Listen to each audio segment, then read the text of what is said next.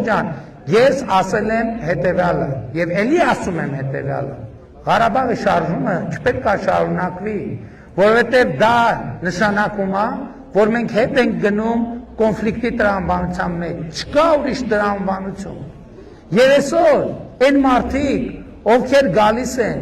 փողոցներում, հոխորտում են, բաներ են խոսում, կարող է կոպիտ հնչի իմ ասածը, բայց ես կարծում եմ այդ հարցը պետք է հնչի։ Ղարաբաղի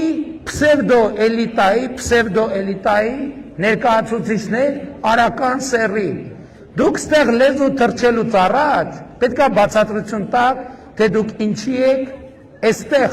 եւ ինչի եք կենթանի։ Ինչ եք կենթանի միատել եկել եք 5000 զոհի։ Թեմա եք բացում եւ պտտում եւ զարգացնում, իմանալով, որ ձեր ասածը չի համապատասխանում իրականությանը։ Այդ մարդիկ ի վերջո պետքա իջնեն Հայաստանի ուսերից ժողովուրդ։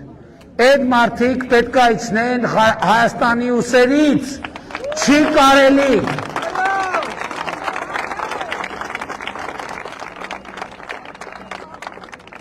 Եվ մենք ի վերջո վերջին 2 տարվա ընթացքում հենց այդ պրոցեսն ենք արել։ Մենք Ղարաբաղի կոնֆլիկտը այո հայհոյանքներ ուտելով,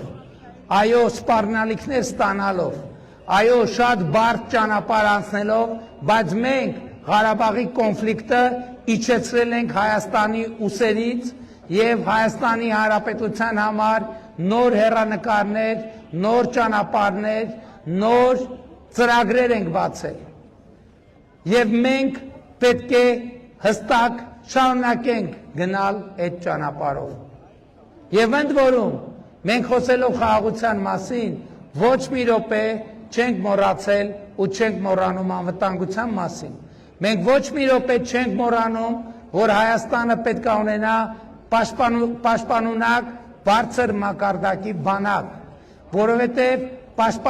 պաշտպանունակ բանակ չունենալը նշանակում է լինել գայթակղիչ ցանկացած ագրեսիայի համար։ Մենք չենք կարող դա թույլ տալ։ Ինչ բարեփոխումներ ենք մենք արել բանակում, այո, այդ թվում պարտք ենք վերցրել, ժողովուրդ ջան, պարտք ենք վերցրել։ Ինչ ենք պարտք վերցրել, որովհետև փողը շատ է պետք եղել ու միանգամից։ Պարտք ենք վերցրել։ Եվ ընդ որում այդ պարտքը միջազգային ստանդարտներով Հայաստանի Հանրապետությունը համարվում է ցածր պարտքային բեռ ունեցող երկիր։ Այսօր իմիջիայլոց որ պարտքի մասին խոսում են, այսօր Հայաստանում մոտավորապես 50,000 ընտանիք բնակարան է ձեռք բերել նոր կառուցված տներում։ Այդ բոլոր ընտանիքների պարտքը 8-ից 10 անգամ աճել է, որովհետև իրանք հիպոթեք են վերցրել, որը պետք է փակեն։ Բայց այդ ընտանիքի անդամները իրար քաշքաշ են անում այդ պարտքի համար։ Ոչ,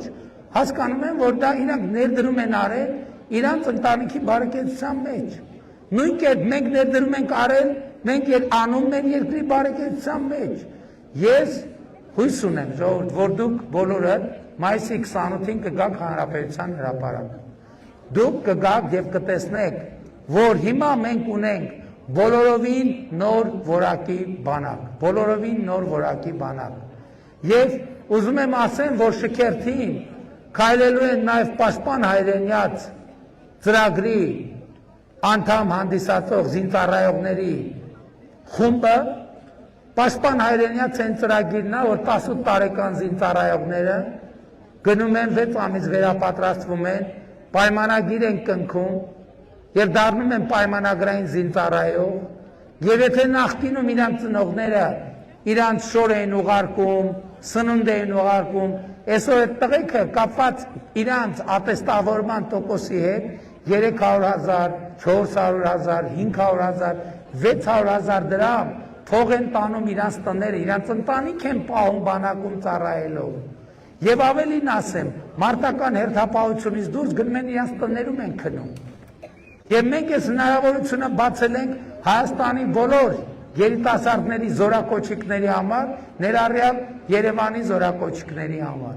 Մենք ժամկետային զինծառայության ժամկետն ենք կրճատել 1.5 տարի դարձնելով։ Հիշում եք 2021 թվին, երբ որ մենք այս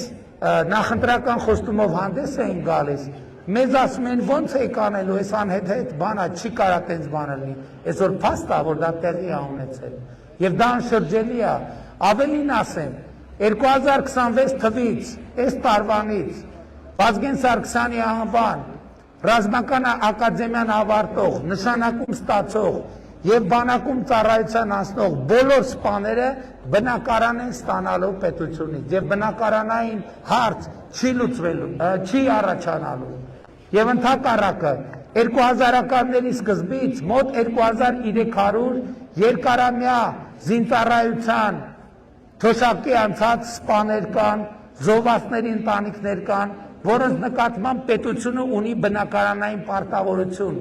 եւ այդ պարտավորությունը տասնյակ տարիներով կուտակվել է եւ չի լուծվել։ Մենք ընդամենը մի քանի շաբաթ առաջ կառավարության որոշում ընդունեցինք եւ 4 տարվա ընթացքում բոլորի բնակարանները տալու ենք եւ այդ հարցը նույնպես փակելու ենք։ Այսօր բանակում 700,000 աշխատավարձ վարձատրություն ունեցող զինծառայող կա։ Եվ սա է մեր պատկերացրած բանակը։ Եվ այո, մենք ասում ենք, եթե մենք չմնանք մեր միջազգայինորեն ճանաչված այս տարածքի վրա, մենք անընդհատ կորցնելու ենք մեր ազատությունը կոնֆլիկտի մեջ, որովհետև կոնֆլիկտի մեջ մենք անընդհատ ստիպված ենք լինելու գնալ աջ ու ձախ եւ օգնություն խնդրել, եւ դարձը այդ չի,